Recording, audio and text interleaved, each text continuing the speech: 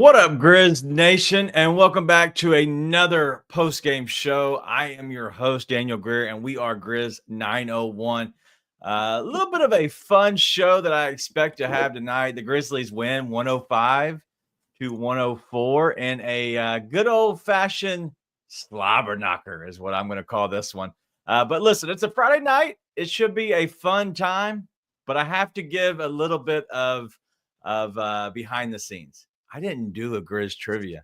You know why? I was too invested in the game, and my wife's been out celebrating her friend's birthday all night. So it was me and the girls, and we watched the entire game. We had McDonald's. It was a fun night. So listen, you can be mad at me all you want, but there is no Grizz Trivia tonight. But there will be a little bit of a look ahead because Ryan is actually here with me. But tonight, as we always do, we're going to break down the show from top to the bottom. And we're going to skip the Grizz Trivia segment. We're going to go right into the look ahead as we look ahead to the next game, which is Sunday. So make sure you stay tuned. It's going to be the third game in 4 days, which could be something that plays into the look ahead a little bit that Ryan has. And then if you're on Twitter, join us over at YouTube. All my friends are here. Everybody's friends are here. Everybody's hanging out. So join us over at YouTube. But if you like to hang over at Twitter, that's fine. Go ahead and hit the like and share for us. But go over to Bluff City Media YouTube. You can find us there. We'll be going live right now. But that's all we have. Let's go ahead and start the show.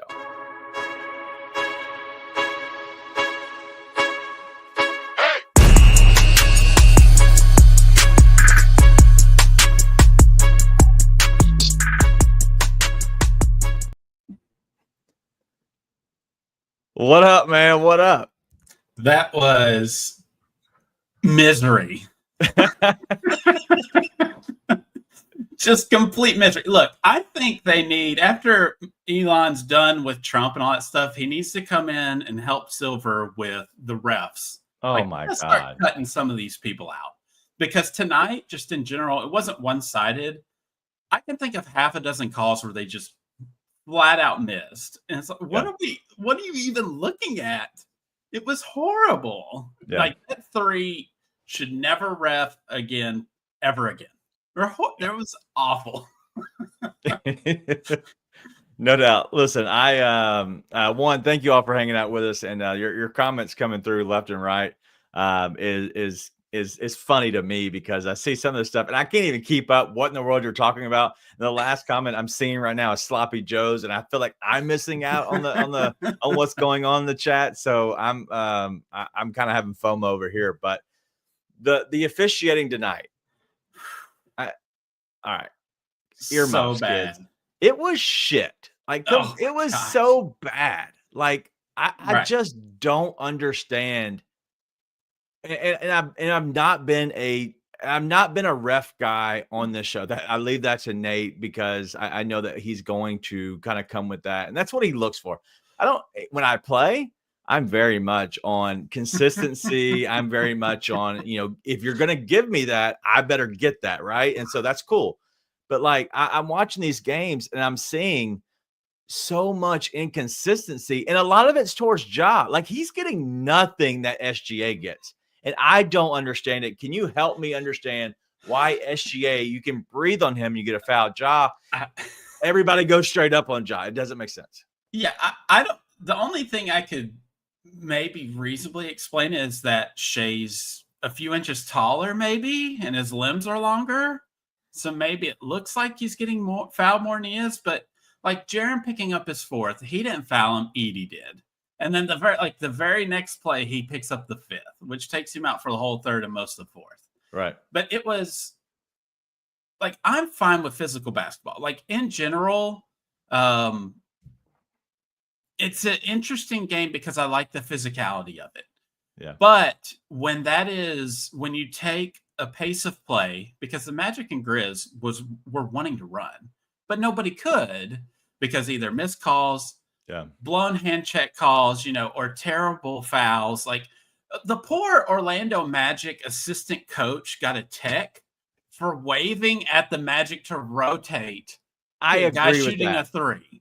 Like, I agree with what that. are we doing? That I is not a agree. technical foul. Well, the issue He is wasn't trying to. He was no, not doing that. I agree.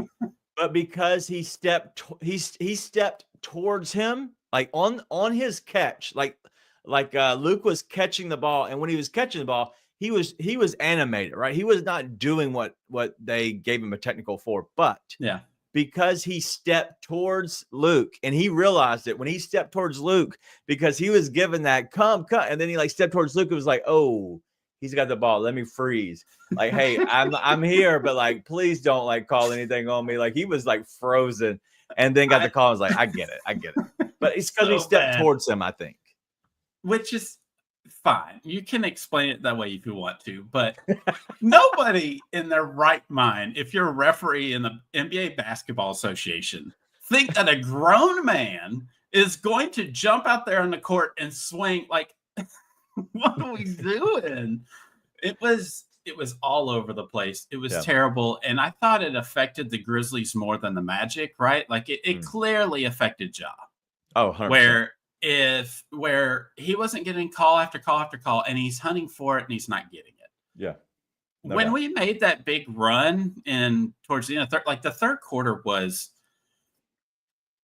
they tell me it was a 12-minute quarter, but how do you have a 20-point swings in 12 minutes? How is that possible? I don't know. But it was just like he went out because he was forcing, and then all of a sudden the ball movement and the cutting came back, and that's how they started their run. And then GG had his 3 minutes in the sun, right, where he just swishes threes in a row, and Bane has one in between there, and that's how they complete that run. But then Josh finally starts to get things going in the fourth. So, I mean, I don't. It was just an odd game. Like entertaining from physicality standpoint, because I think that's what a lot of the playoffs are going to be, right? Like it's going to be physical, but hopefully, please God, when we get to the playoffs, can we get real refs that know what they're doing and can tell the difference between someone shoving with a hand check and just using their arm bar to keep somebody's body off them? No doubt. Because this crew had no idea the difference. Yeah, the refs sucked completely, backwards and forwards. So like I don't get it. I don't understand it. But in the end, the Grizzlies do win, 105 to 104. So we'll look and we'll move past that completely. But I want to get to a comment here, and I'm looking at one guy, Wayno Aldama, that I'm looking at, and I'm looking at you right between the eyes here, Wayno. What a surprise. Santi wet the bed tonight. Do not pay this man. Trade this man. And I'm going to end it, and I'm going to add a little bit. Hashtag Grizzleverse. This is the most Grizzleverse. This is a 10 out of 10 Grizzleverse because Wayno. 10 out of 10. Okay. He's a plus 22 on the night. And I'm not saying plus minus matters, but he had 9 points.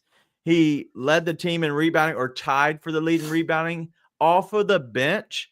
He had 31 minutes. He stepped up for a guy who couldn't help but foul, and another guy who couldn't help but put his hand in the cookie jar any chance he was able to, in Jaren Jackson Jr. Santi was actually a real big reason why the Grizzlies won tonight. So Wayno Aldama, you get a hashtag 10 out of 10 Grizzleverse, because that is a BS answer. Or question. I'm sorry, but the player of the game for me was Brandon Clark.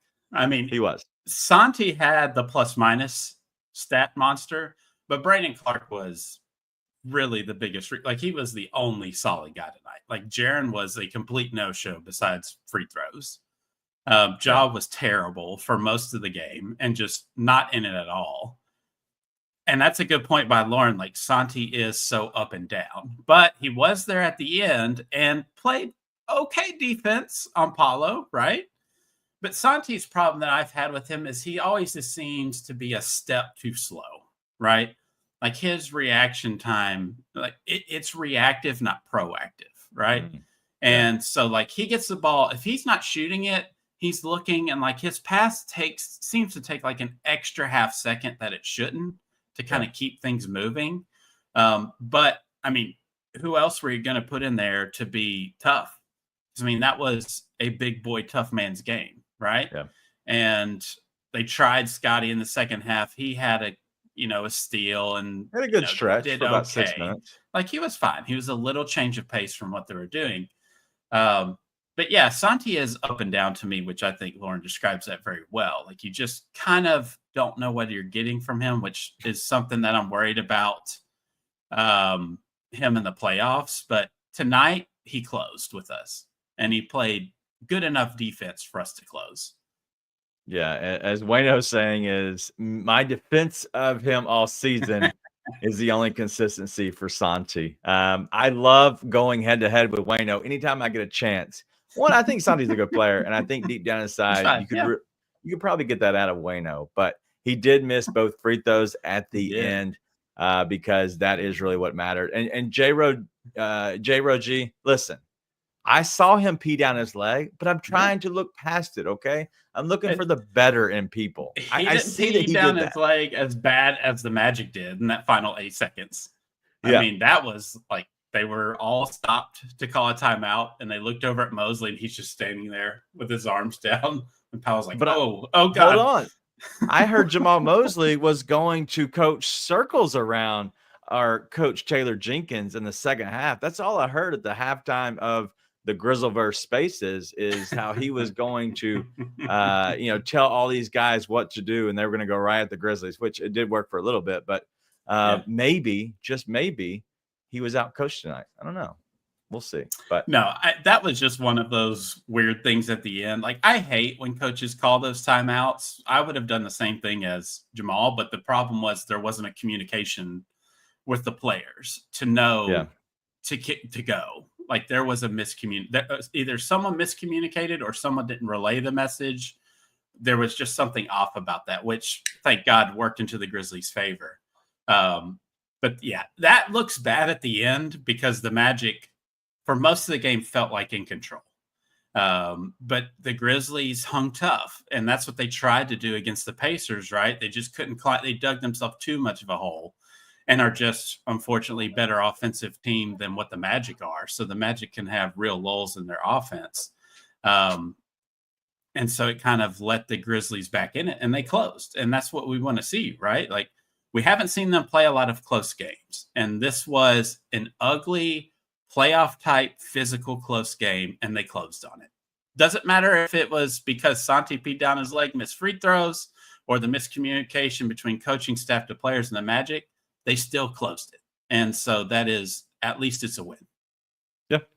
Well, that's what we got to look forward to is the Grizzlies win 105-104. Let's look through some of these players real quick, and I want to get your opinion on them before we move on. I don't want to have a completely crazy long night like last night. Last night was an hour and 15. I think it was because our first game back, Drew's, he doesn't get many times on the show. And so maybe that was we just kept going, and it felt like honestly it felt like it flew by, and so we're trying to somewhat ease this night. I don't want to go crazy tonight, but looking at the stats, Jaren shot 11 free throws tonight. Is that shocking? Yeah, for him. I mean, it's got to be one of his higher numbers of the year, right? Yeah. So Paolo shot 13. And Jaren shot 11. Nobody else was over 6. Bain shot 5 on the other team. Franz Wagner shot 6 free throws.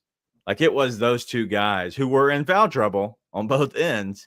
They were the ones on the other side, I guess, benefiting from it in different sides, and they shot the most free throws. But Jaren overall had not a great game.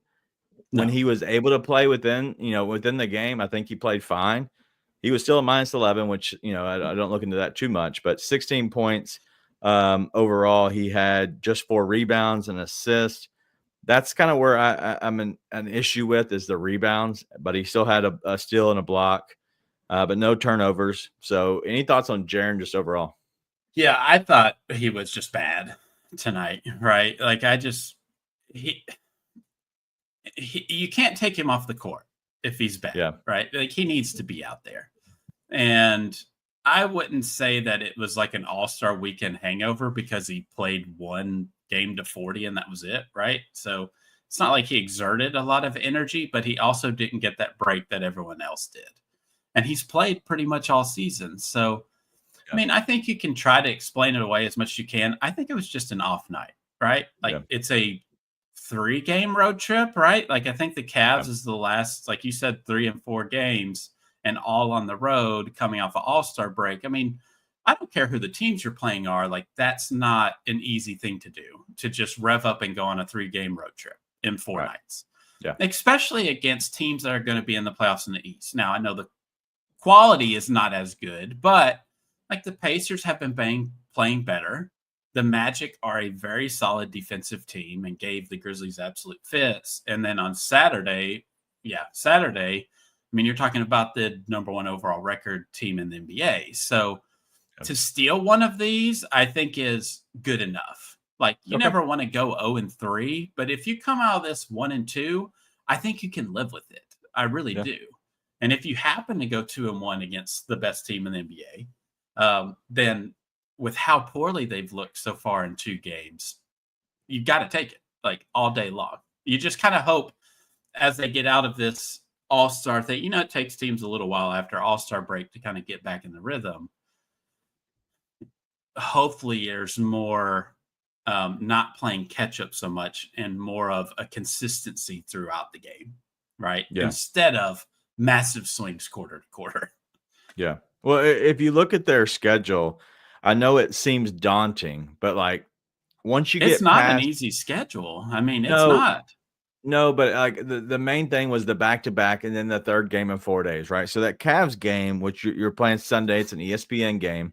It is still a night. It's a Sunday night game. So you're getting the full roughly 48 hours, you know, past your last one. It is still travel on the road, but after that, you do have the Suns at home on Tuesday. So you get a day off and you get a night game against the Suns at home, right? But then like Friday night, so Tuesday to Friday, you get Wednesday and Thursday off. So they get a chance to kind of recuperate. So yes, it is 3 games in 4 days. And those 3 are on the road for the most, you know, but then you get back home Tuesday, and then really it's just 2 games in that 1 week. So if you can weather the storm, and maybe the Cavs game Sunday is a loss. Let's just say it's a loss. Right. You have 2 games in a week. If you win one of the 2, I still think you're good. You possibly have a chance to win both of those games next week on a Tuesday and a Friday because we owe the Knicks in a sense. And so, all in all, I don't think it's that crazy. But I consider that Cavs game a loss just because 3rd game in 4 days, usually a loss. Yeah. You're going against the Cavs who just dominated the Knicks tonight. It's gonna be a very tough one. But let's go through some of these comments real quick. And I have one I want to get to real quick from King Mix. He says hashtag ask Ryan. Sorry, 2 A's in there. But ask Ryan first. How you doing? And then what's going on with Edey lately? Has he hit the rookie wall? So one, King Meeks trying to be a friend. He wants to know how you're doing, but then ask about Edey. King Meeks, I'm doing well. Edey, I don't know if he's hit a rookie wall. He is now facing what I think is playoff rotation prep. I think that the rotation you're going to see from here on out, whether Vince is in there or not, I think it's preparing to see what that lineup looks like. And to see little tweaks here and there. Do we need to keep starting Edey? Do we need to go with BC and then Edey off the bench? Do we need to go away from Edey entirely? I don't think they will because it is just a regular season game. Let's just start the first few minutes with Edey. And if we're rolling and we're going to blow this team out by 20, then great. If it's going to be a tougher situation like tonight where they're just going to pick on him mercilessly over and over and over, then we got to go to what our likely playoff rotation is. So I don't think it's necessarily the rookie wall because I think he's been playing fine, right? Like, I don't think he has been bad per se for a rookie in the situation that he's in. I mean, he's a starting dinosaur player for a team that's 2nd and 3rd in the West, right? Like, he kind of is what he is. I just think you're getting what the main rotation is going to be for the rest of the season and the ideal look for come playoff time. Yeah. I think Edey is matchup based, and I think we're seeing that more and more. The fact that Edey is sometimes he's played off the court, sometimes he's not. Sometimes he can be a factor. That has to be understood. Yeah. Edey fans, if you're listening or watching this, you're gonna have to understand. Edey is matchup based. He is good when he's good, but he's bad when he's bad, and that's just going to be the truth. Like he can easily be an athletic big on the other side. Which Wendell Carter, I love Wendell Carter, and he does all the dirty work. He doesn't really need the ball, and that's the type of a player and a big that I've always wanted for this Grizzlies team.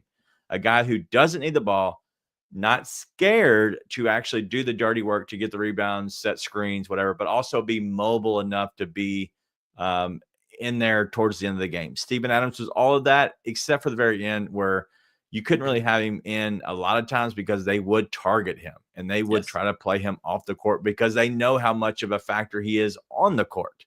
And so if you can somehow get him played off the court by taking advantage of his defense and low mobility, that's really where it comes. But I love Wendell Carter. Wendell Carter, he took advantage of Edey and his size, and he kept spacing him out as much as he could.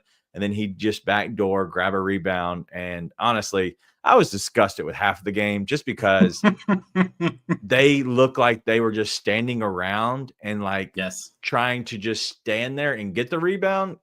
And that's not to Edey. This is to everybody. Right. Instead of working and putting your body on somebody and then working from the body to the rebound, which is fundamental stuff. It's just stupid. But I mean, if I can add to your Edey point about matchup based, right? Like we saw it at the very end of this game. They were hunting Cole Anthony in every switch, right? So if they couldn't hide Cole Anthony on anybody, like they tried to put him on Brandon Clark screening for Ja, they're switching, right? Not working through, and then everybody goes flat. Ja's attacking Cole. They couldn't put Cole on Ja because everybody go flat, and he'd just go at him then, right? If he's guarding Bain, Bain's going to come screen and roll, right? So Edey is just that kind of player, right? Like he is a situational. He's not going to be in there at the end because he's going to get picked on. It just is what it is. Just like Ja's going to get picked on. Like he's the vice versa Cole Anthony of us. He's going to get picked on in pick and rolls. So it felt like a real playoff atmosphere tonight, and it was fun to watch the chess pieces. It was hard to focus on chess pieces because the three people in stripes were god awful, but the chess piece kind of stuff was playoff feeling to me. Yeah, no doubt. Well, ours disagreeing with I guess both of us at this point. Sure. I don't think that was the one I was clicking on. Here we go. Art, sorry. You said another one. So I was looking at it. But Art disagrees. So he believes in Edey will be the mismatch and instead of the other way around. So we're seeing it as okay, let me fully explain myself. Edey can be the mismatch if the other big is smaller than him, but is not mobile. So if there's another big that isn't as big as Edey, which nobody really is, and he's not very mobile. Let's say Brook Lopez, for example. I don't think Brook Lopez is very mobile. When he does try to stretch you out, it's really the short corner, and he tries just to go out there and knock down some open shots, right? So he will space you out, but for the most part, he's not going to just beat you. But if you look at another guy like Derek Lively is going to take advantage of Edey because he's more athletic and can move around, a lot of pick and roll. And honestly, at that point, drop coverage, Edey is dead. And there could be lobs left and right on his head. So yes, Art, you do disagree, but I just wanted to explain myself. I think Edey can be a mismatch, but only in certain spots.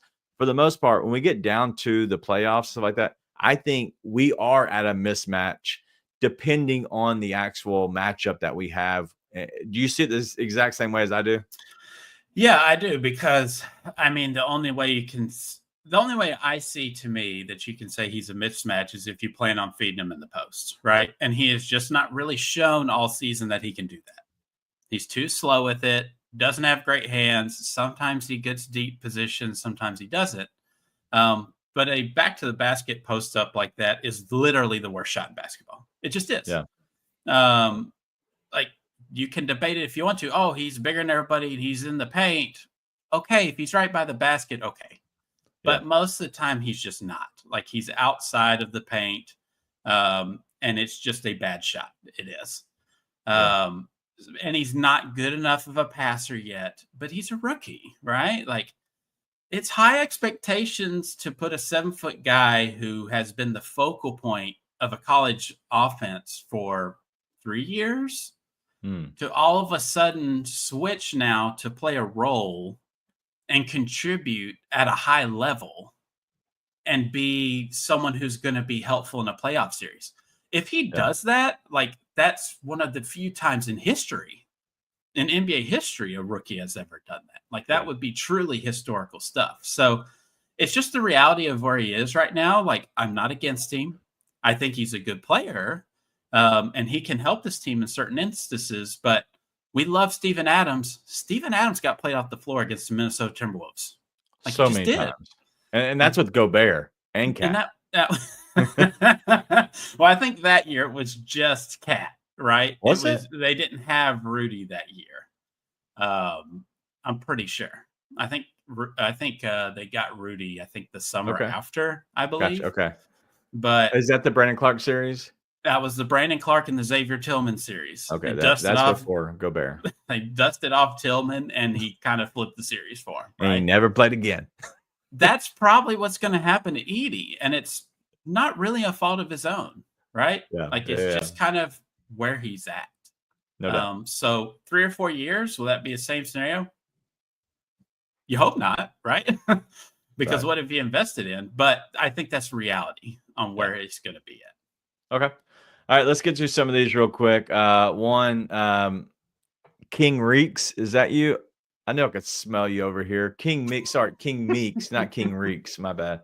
Like I knew it, there's something smelling up the chat tonight, but I do want to get to DJ Lagway real quick, just because you've hit it in here twice, so I have to make sure I hit it at some point. So Ja Morant, 23 points tonight, 5 assists, 4 rebounds, 1 of 7 from deep, 10 of 24. Just kind of overall, Ja looked like himself at times, and at this point, that's all I could ask for. But there's so many times that he did not look like he's in control of this offense, and I still think that. Like, I don't think he's taken the alpha stand and said, "Hey, this is my offense." Like, there's no other team, and prove me wrong. I would love to be proven wrong, but like, there's no other team that's a true contender that you don't know the identity of the team. Like, if you look at OKC, it's Shai's team. Grizzlies, it could be Ja, it could be Jaren, sometimes it's Bane. It really it's a flow, and I hate it. It's disgusting. Denver is Jokic. Maybe the Clippers. Maybe that's the only team that I don't know the exact flow of their team. But then you have Steph, you have LeBron, maybe Luka, depending on how Luka wants to play. But if you look at these true contending teams, like, how they're going to be, and the flow of the game, who's going to take control. Ja takes control of the 8 minutes, as DJ's saying here, but in all honesty, it looks like Ja is still being a little beta-ish, but I still think he did step up towards the end of the game. Yeah, I mean, I've been on the side of he just wants to make the playoffs, right? And that's stupid. And I get it. Like, it's not going to look great, and he's played, 33 games, 34 games. You're like, what are you taking off for? But I mean, if I were him, I'd have serious injury PTSD, right? Like, has he played more than 12 games in a row this season? I don't know. And he's missing layups that in past years he never misses. So, I mean, it just like everybody else who played sports at a high level, like, rhythm is very important to your game. And if you're playing 8 games here, you're off 3 weeks, you're playing another 10, then you got to have another maintenance and you're off another week or 2. Now you're back, you're on your 4th or 5th game. Like, that breaking rhythm is a huge thing. And I think that's kind of a little what Gigi's going through, right? Like he's on, I don't even think he's played 15 games yet for Gigi. And he's been wildly up and down, but it is a rhythm thing. That's why I kind of think this next 26 games, 25 games we have left? We're close. 37 and 19. Do the math. That's 56. So 26. Sure. Yeah, there you go. I'll use my toes.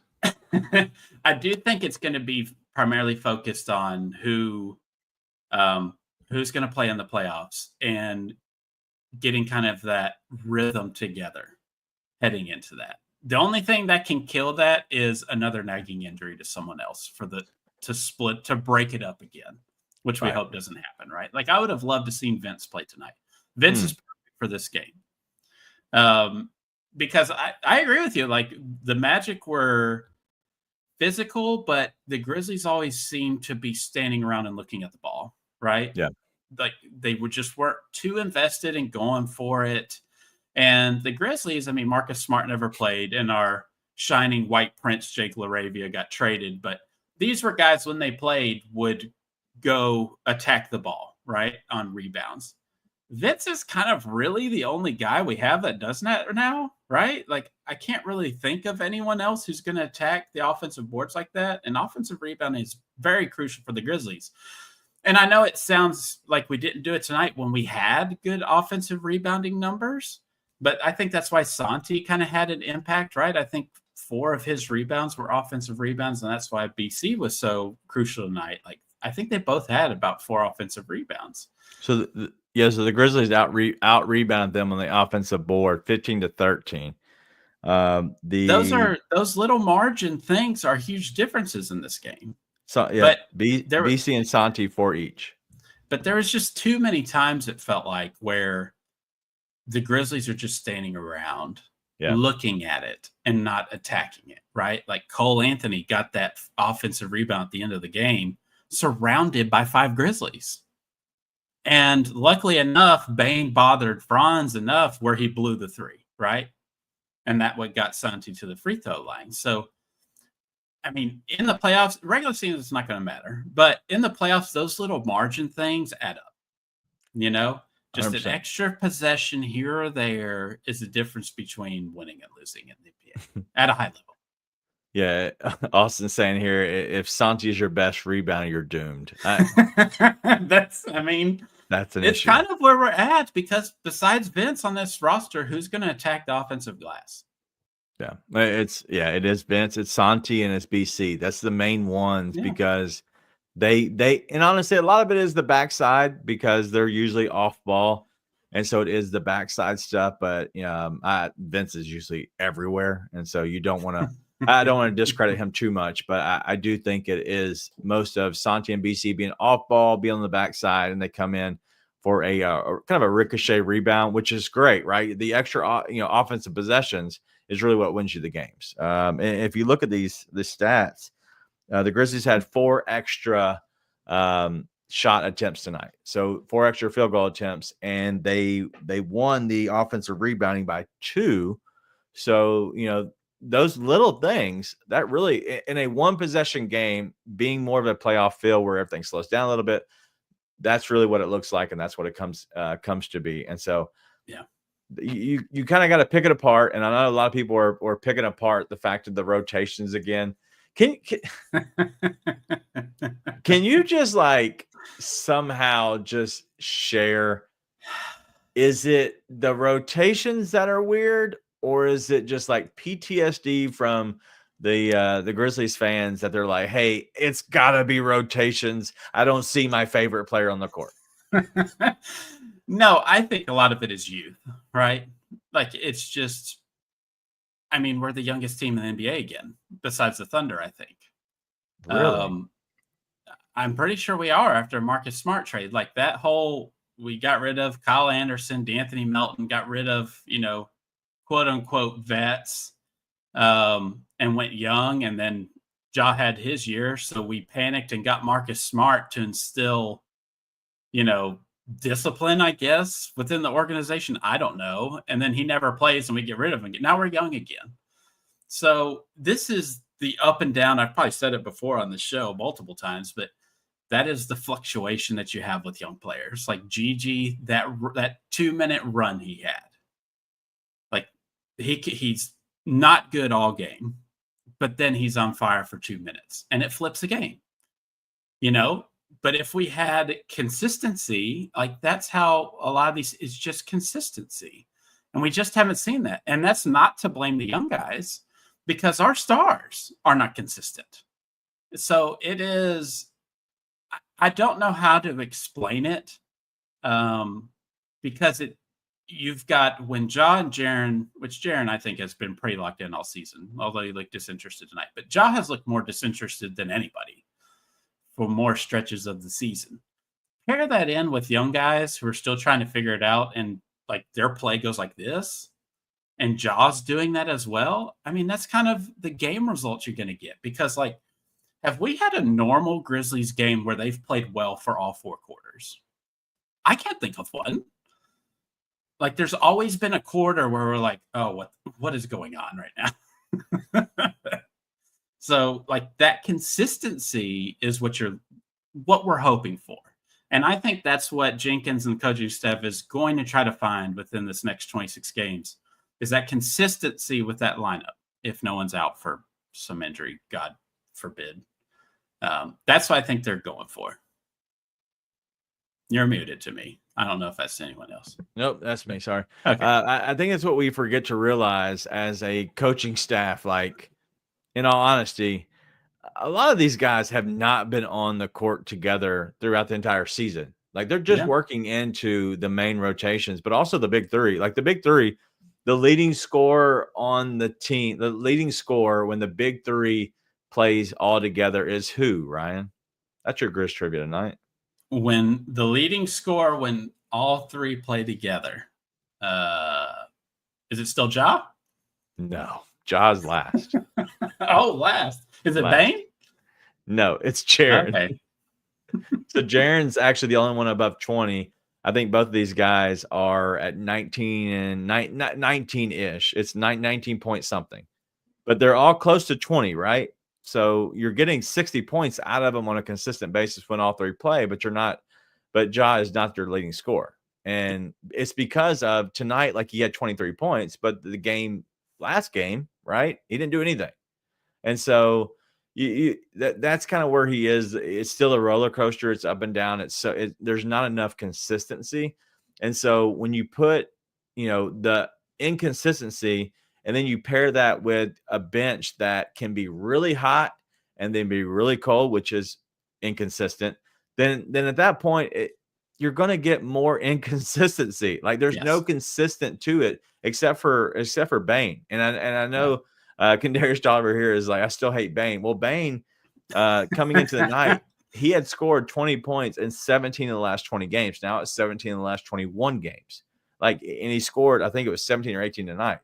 Like Desmond has been a good player just overall after he got past that spurt where he sucked. I think he finally got over that and he finally got to where he felt like he was good. And so, these guys need to just be more consistent and kind of find their groove. And play this together. Offense does not help them at all. Yeah. Play together, please. Yeah. And they don't play together. And that's the main thing is like there is no time where they're actually like playing together and you feel good about it. It just seems like it is just one thing after another. And then there's just like turnover after turnover. They're, like I said earlier, I'm not going to beat a dead horse, but there's no consistency and there's no identity to this team. It's just whoever. And Austin said we need a 4th guy. In all honesty, we just need the top 3 to be the 3. And I think you'd be fine. That's where I'm at. Yeah. I mean, I think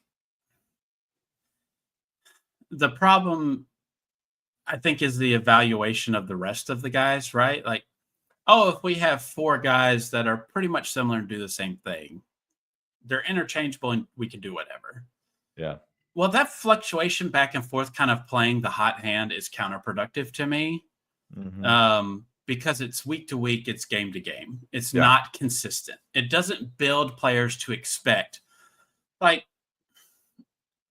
like this might kind of bleed into the look ahead with the Cavaliers, but the Cavaliers do the same thing as the Grizzlies.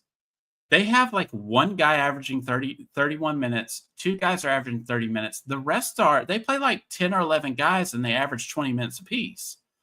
Like Jared Allen has like a set 26 to 28 minutes. That's helpful for him because he knows when he's going to play, what situation in the game he's likely to play. The coaching staff probably communicated before or halftime, depending on how the game's going. Hey, we are going to go to you to close, or hey, we're going to do this to close, right? Like that expectation is helpful for NBA players. So fans, the normal fan does not realize that is actually a conversation. Yes. Like this is planned out before the game. Yes. Or should be. Because they're professionals. They know this is a job. Right. Anyway, and if you go back, like Scotty, I think is a good example. Like I don't think he played against the Pacers, and I don't think there was any plan for him to play tonight either. But it was just going so south that they just plugged him in for a spark in the third. No, he played early in the second. Did he? Okay, then I missed that part. Then he was the 10th guy. Okay, I missed that part then, so my bad. But like that fluctuation, and I might play or I might not play. I think that's what kind of hurt people like David Roddy. Was he going to play this game? Is he going to play next week? Like, what kind of minutes can I expect here? So now we have a situation with Vince and Gigi where it's like, is Vince going to get the 22 minutes a night? Is Gigi going to be a 17 or vice versa? So it's just like, we've got to figure out who it's going to be. Like the coaching staff has to make a clear directional decision. So the top three know who they're going to be playing with. I disagree wholeheartedly. Just for the simple fact that one, you want those minutes, like be consistent. And that's what I would say is I think we look at a lot of these minutes in the first half, and I think they're consistent in the first half. If you would look at the GG minutes and the Vince minutes, let's just use them for example, because those are the two guys you brought up. Sure. Vince and GG would get those consistent minutes in the first half. And whoever's playing better will get the uptick and maybe get the benefit of the doubt to close. Or honestly, they go into the third expecting to play the exact same, but GG hits 2 or 3 threes back to back to back. At that point, you kind of ride on him a couple extra minutes more than you would expect to. But I don't think it's that big of a deal to these guys for that, because in all honesty, like we're talking about, you brought up the fact of like 17 or 23 minutes. There's a 6-minute difference, which is huge for a bench guy, right? Because you're getting to the 20-minute mark. But the fact that like, hey, you're riding one guy more than the other because they're playing better, I think that's actually the right way to go. And so I know you're saying like there needs to be consistency, but there's no consistency by them to say, hey, I can't ride with you if you don't give me consistency as the coach. Yeah, I think that's kind of the teeter-totter of player-coach relationship, right? Like, at some point, you've got to pick a lane, whether it's right or wrong. Because all that you're good. This is, I think, what Taylor and the coaching staff has done to themselves by doing this. And I get what you're saying. Sure, yeah. If someone is hot, you don't want to bring him out for the sake of, well, this is what we always do. Correct. Right? Like, I get that. Like, that is a read thing, which we have been critical of Taylor with those read things. You're not a good Besides reader. the point. The point that I'm trying to make is they've caused this issue for themselves by doing that all the time. Yeah. So us as fans are constantly questioning of, well, why did you do the extra 5 minutes with Vince instead of GG, just to give an example, not something that's actually happened, but I think they've caused this issue for themselves. And so whether it's right or wrong, I think you have to pick a lane and just walk down it. And if it's right, it's right. If it's wrong, it's wrong. But at least you find out what you have. Okay. Flip-flopping back and forth between people doesn't ever really resolve who's going to be there. Okay, so I I agree with you if I was playing a guy or not playing a guy. Right. But if I'm playing a guy and playing the other guy, and I'm just riding with the hot hand as the game lends to, I don't think that's a problem. Like that's happened many a times. In old man basketball, it might be the fact that hey, like these 2 or 3 guys suck. They're not very good, but we only have 7 guys, so one of them has to play. And so at that point, you get to the fourth quarter, you're like, all right, John has been better than Ralphie and Greg tonight. So he might suck every other night, but my God, John is playing somewhat where he's not killing us and turning the ball over. So we're going to ride with John in the last 4 minutes of the game. Like that's what it means to me is like I'm just going to look at who's going to hurt us less. And that's who I'm going to hurt, and that's what I'm going to roll with because some of these guys just some of these guys just suck, and we're just going to roll with them. Like I said last night on the show that I would not play Gigi in the playoffs right now. If I had an 8-man rotation, Gigi wouldn't make the roster, and then he comes out and buries 3 threes back to back. But then he goes away. He does nothing else after that. Yeah, see, you know that how I feel about the Grizzlies in the playoff this year. They're not going to win. No. I mean, they might win a series. They could make the Western Conference Final. Sure. They're not winning a championship. They're just not. No, absolutely. So to me, I would play Gigi in the playoff to see what I have. Right? Because you do not get better by watching Vince out there. Like Gigi's not going to improve that way. Exposure therapy is the best thing for young players that you think could be your 4th or 5th guy on the championship roster. Yeah. And so, even if it disappointed us that we lost in the first round in like a 3-6 matchup or a 2-7 matchup, but Gigi played 18 to 22 minutes a game. I'm already looking for the next 2 seasons to be real opportunities to be true contenders. That moment for him is vital in his development, adverse to the coaching staff not trusting him and thinking they can get a little bit more consistency out of someone else, right? So there's going to be difference of opinion on that, and that's fine.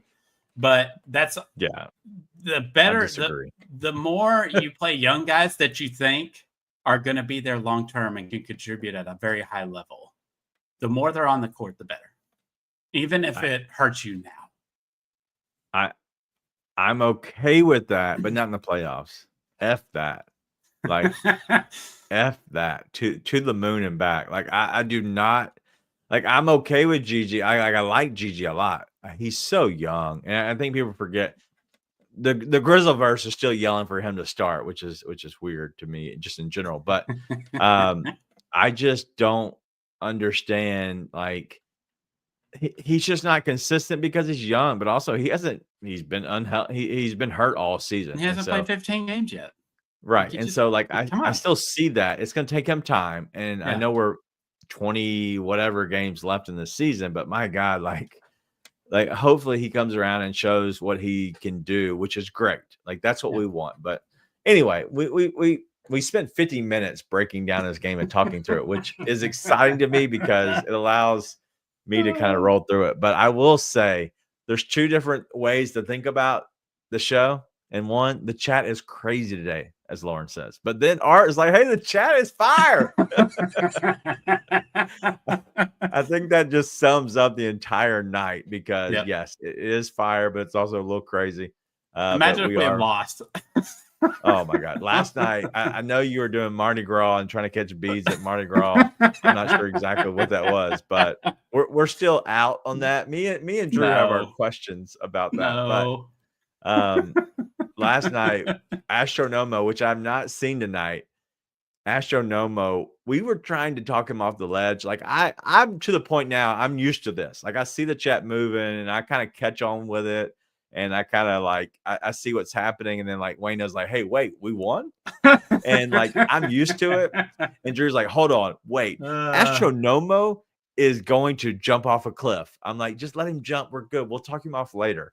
Yeah. And so last night was funny, but yes, we did win. Thankfully. No, I mean, I do have something. I don't know if you're about to end this or not, but I do. Let's roll this thing. Why not? Oh Lord. Okay. No, I did. I caught a box of moon pies last night. So hold on. Yeah. Dong. Yes. Hold on. You caught. You're supposed to catch beads, and you Dude, got a box of moon pies. First experience. No, okay. So last weekend we went over to Mobile, and they had one of their. So basically, I didn't know how it works. Went over to see some family friends. They kind of filled us in. Like they have 3 parades in a row for like the next 3 weeks leading up to Mardi Gras, which is on the 12th or something like that. Random parades. Just random parades. Like they just every single night, basically. And I was like, okay, so they're going to throw beads and candy? No. I caught a Frisbee. I caught a box of, like I said, moon pies. I caught the popsicle, the little plastic popsicles, the juice pouch. Yes. I caught a thawed juice pouch, a popsicle juice pouch. They're just slinging them, mother. Like they're just throwing them. Like the Ed Rice Parade.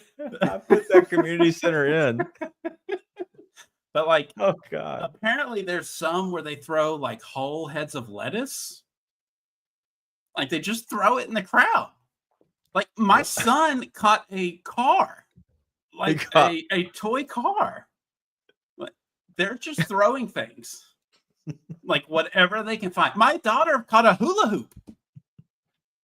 I have the hula hoop right here on the ground. All right, I almost spit. I had to keep it down. Oh, dude, it was incredible. Where do they get this stuff from? Dude, I don't know, but I always thought Mardi Gras was like a New Orleans thing, but no, it was started in Mobile and kind of New Orleans. I took it, but it's originally out of Mobile. Okay. And they go crazy. There's like some special one that's like the big one called like Joe Kent Day, or I can't remember what it was. It might be Lauren's husband's parade. You should pull up. I think it's like Joe something. I can't remember, but he's like, the way it was described to me, it's like he's the leader of the parade, and they like Joe Cain. That's what I'm telling you. It's real. This is a real thing. And basically, like, he's the guy. He's a Joe Cain impersonator. Who is until Joe he Cain? dies. He was like the guy who came up with the Mardi Gras, or okay. Like, I don't know if he can be called the inventor, but like from like 200 years ago or something. And so it's like, how the Georgia Bulldogs have whatever the bulldog is until it dies, and then they have another one. That's what they do with Joe Cain. Joe Cain's been like Joe Cain for 60 years.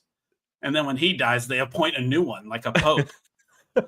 And he's the new Joe Cain until he kicks somebody. But it's incredible. It was an absolute blast. Anyways, is awesome. Sorry about that tangent, but no. To get back to brass tacks in business here. I don't even want to talk about the Grizzlies. I want to talk about Joe Cain. Joe Cain, baller. But anyways. All right. So my silver lining for the Grizzlies, like for us fans. Yeah, let's put a bow on this bad boy. I like prediction models. I like analytics. I like all that stuff. You have to mix in the context with what's on the court, right? Right. Prediction models have the Grizzlies, before last game. I think I mentioned this to you a couple days ago, you and Nate. Prediction models have the Grizzlies going 16-11 to close the season. Mm. And in our mind, 16-11 is bad, right? Like, that's 1 or 2 games away, flip to being 500. We would be at 5-alarm fire in Grizzleverse if we were 500 heading into the playoffs. Mm. But this is just kind of the reality of the NBA, right? 16-11 gets you to 52 wins. Right. And it's a 60% winning percentage. So I just want people to know that the Grizzlies are going to lose more games the rest of the year. Like they just are. 100%. And so I understand being frustrated, but that is kind of the reality of NBA basketball. 16-11 doesn't sound like much, but it's a pretty good win percentage to close out a season. So as long as we can hold on and just win the games that we're supposed to, maybe steal a couple, maybe we drop one we shouldn't, like, we're fine. And that's like what I mainly have focused on, which we've mentioned the whole time, is roster consistency. I just want to see guys healthy. I want to see them play together for long periods of time. And that way I think we can get to a rotation that we can expect come playoff time. Nope, I agree, Buzz. I agree completely. And I think that Joe Cain should be the president. Whatever you say. I stopped listening a long time ago. No, yeah, I'm done. I'm done thinking about the Grizzlies. I'm so past that. I want to go back to the Mardi Gras conversation. That was more fun. But yes, I agree with you completely. And I think that the Grizzlies will have a lot of losses, and they're going to be, let's just say they're 5 games over 500 the next 26 or so. Like, yeah, that's realistic. But that's honestly, like, that's normal. Like, that is a normal NBA season. It's a normal NBA team. Like, you're not going to win that many. You're going to go 7-3, a lot, but you're also going to go 6-4. And you might go 5-5 over a course of a 10, right? And so if you went 7-3, you're 14-6. Like, that's a really good stretch over the last, like, good amount of games. And so either way, I think that the Grizzlies are in a good spot. Yeah. We don't see this as a regular season record. I don't care about the record. Obviously, I've said that many times. I don't care about the record. I care about how they are. Like, I care about how they look and how they'll be in the playoffs. And so I'm just hoping that they figure out a way to figure out this offense. I think that's what it comes down to is, can you create the pace and the space without having to run this certain offense, but also, like, use the offense that you have in mind, but also, like, move it in a way that benefits your best players? I think they're going to figure that out, but I think there's time to figure that out, just overall. But putting a bow on it, the Grizzlies win 105-104. A phenomenal night. This has been a phenomenal show, but I don't want to forget to look ahead too much. Sunday, and let's spend 2 minutes on it. I don't want to spend more than 2 minutes on it. We're already at our hour. I had just stepped on it originally. Like, the Cavs are going to go 10 to 12 deep like we are. And it's just a bad spot for the Grizzlies. Like, traditionally, you get run out of the gym in this spot. But I think the Grizzlies could get up for it. So I'm excited to see it. Because I think the Cavs are us in the East. Like, that's the way the teams are built and patterned. Like, they're a little bit older, right? That's what veterans can give you. That could be the Grizzlies in a few years. Yeah. Right? So the templates are pretty similar. So I'm very excited for the matchup. Okay. And listen, we'll end on that one, on the look ahead a little bit. I don't want to spend too much time on it because it is Sunday. It is on ESPN. And I am craving a moon pie now, Austin. I agree. We're on the same page. But I do have a question because I have to be professional here.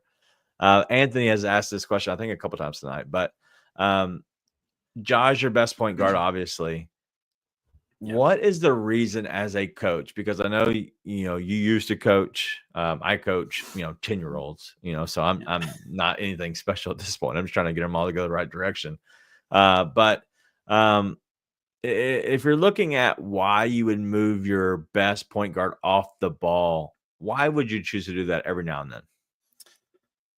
I think it depends on the situation, right? Like, if we're really just a miss shot, rebound, and go, it's whoever's got it, we're going. Correct. But if it's a set offense, why would you move them off? Maybe you're trying. They love those little Iverson screens, which is, whoever the ball handler is, bringing a smack down the middle of the floor. Ja starts on the wing, and he basically runs over the top of the two bigs to the other side, right? They pass it to him, and then you got a little side pick and roll action. They run that play a lot. Yeah. So that could be some setup for what the set is going to be. Right. Sure, I don't love it, right? Because the more the ball is in Ja's hands, the better. But that leads to mileage, a lot of physicality, especially with teams like the Magic. He's getting bumped and hit on every drive that he takes. So maybe it is a bit of a maintenance thing where, hey, we just don't want to put that kind of miles on his body in game 56 or whatever we said it was. That would be the only reason, because logically it doesn't make sense considering who the options are as ball handlers bringing it up. Yeah. Well, I think the way you look at this as a coach is if we can get him off ball, and because what we're seeing is it's, hey, give him a breather, right? So because when you're on ball, it's a lot of mental, because you're having to figure out like and place everybody and move everybody.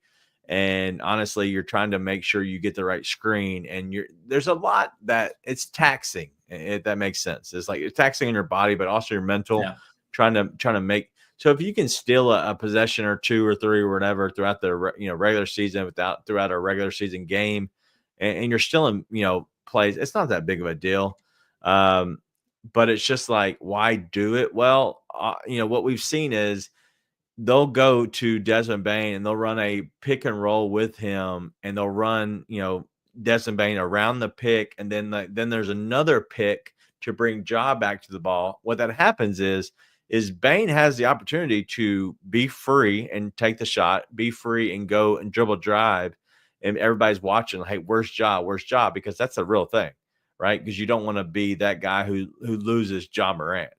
But then like on a double screen, right? So you have that one screen, and then you have a second screen, which is a stagger a little bit. You have Ja coming back, which should be free. Then if for some reason that first action doesn't work, then you're bringing back to Ja, who then has a little bit more chaos involved, should allow him to sift through that chaos a little bit easier. That's my opinion as to why they're doing it. Is sometimes you don't really need it, and sometimes he's not used, but he's more of a guy that you can say, hey, he's going to be a factor just because he's on the court. So let's use him. And if we actually have to throw him the ball, he's actually set up to be beneficial for this team. And so there's a lot of different ways to look at this, but that's how I look at it when I see the screens and the way they use him when he's just not just standing in the corner. I think when he stands in the corner, let's just be honest, I think he's just taking a play off. And so I don't want to look at it too much more than that. Yeah. I mean, it's just, I just don't read too much into it, right? Until playoff time. Wait. We're not looking at every single rotation of every single play. My spreadsheet says that he should have just somehow had been a little bit more productive tonight than he should have been. If he would have tried a little bit harder, maybe we would have won by 6 instead of a fortunate 1. Yeah.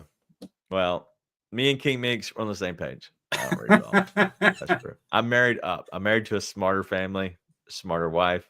She is the teacher. She's the one that makes these kids smart, not me. I make them athletic, baby. We're making them athletic. All right. That's all we got tonight. Great show, Ryan. It was fun. It's a Friday night. Everybody have a good night just overall. We're not going to do the bells and the whistles. There's no Grizz Trivia. I saw Art ask that. He must have missed the opening. There is no Grizz Trivia. 1, I was lazy. 2, my wife was out hanging out with her friends, and I had the girls with me tonight, and we had a good time just watching the game. We got McDonald's, and we had a great time. And so that's what it all comes down to. Just it is what it is, ladies and gentlemen. Just being a dad, just hanging out with my little girls. But no, we had a good time. But everybody have a good night, a good weekend. We'll see everybody. Probably not Sunday. We'll see you around on Twitter. But Nate should be back. I don't even know. When's the next game after Sunday? Tuesday? Yeah, I think Tuesday. So. Yeah, Tuesday. All right, so Tuesday. I would assume Nate's back. He'll probably send me a text, tell me he's not, and then I'll ask Ryan if he can do the show again. But if for some reason not, we'll try to do a Grizzlyverse Tuesday night if that's cool with everybody. That should be fun. I have a lot of Grizzlyverse up my sleeve. I want to do the Grizzlyverse with you, but I could not do it tonight. I could not get it all together. I'm not as diplomatic as Nate is. Yeah, I know, and that's probably what scares me. Everybody's asking, is Nate alive? I honestly have no idea. He has not responded to the group chat in the last day and a half, so he's probably really working. He could be Joe Cain. We have no idea. Be Joe Cain. I believe in Joe Cain. And I believe in you, Ryan. I believe in Mardi Gras and everybody, and I love all the parades, and I love all of the chat. All right, that's all. We'll see you all next time. Make sure you go, and if you see something crazy, hashtag Grizzlyverse. I promise you, I get notifications anytime a hashtag Grizzlyverse is used. I get a notification, and so please, if you see something, comment hashtag Grizzlyverse, and so we'll make sure we put that in there. But tonight, Nate is Joe Cain. We'll see you all next time. Be nice. Tell your friends.